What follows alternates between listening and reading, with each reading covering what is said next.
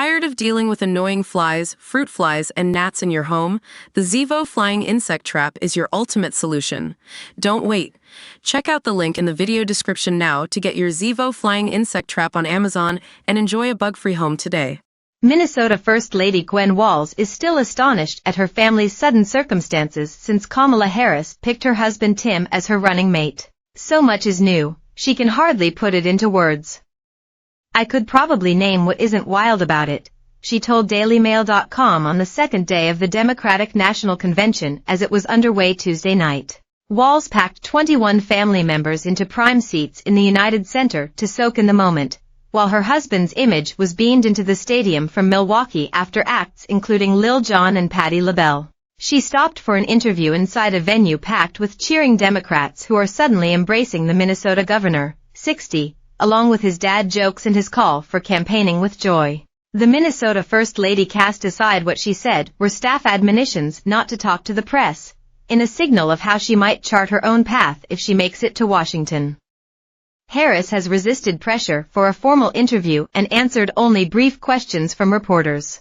One surreal moment for Walz came when she suddenly saw her name appear in huge letters on a campaign bus for a tour through battleground Pennsylvania before the power couples made their way to Chicago. "I would say this. When you see your name like the Harris-Walz on the bus, you know the sign? Wow. I mean, really," she said in amazement.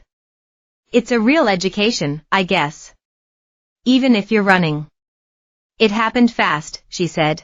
She said the block letters with the two names made a big impression. Walz sported a bright red dress for the occasion, and came into the arena to snap selfies with some of the 21 family members she brought along. All the while she tended to her mother as well as her mother-in-law at the event, which featured performances by rappers like Common and Lil Jon along with speeches by political luminaries headlined by Barack Obama.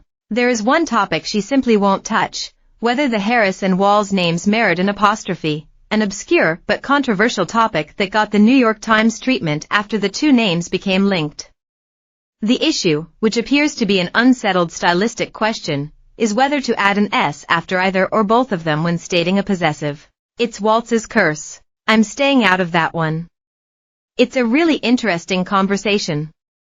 I'm an English teacher," she sidestepped diplomatically. "There are lots of disagreements on grammar," she explained. Nor is she ready to give any hint that she's measuring the drapes on the U.S. Naval Observatory, the mansion in Washington, D.C. that is home to the sitting vice president. "We're trying to hold the Minnesota House right now," she quipped when asked if she'd make any changes. Walz didn't speak about her future career plans should she move to Washington.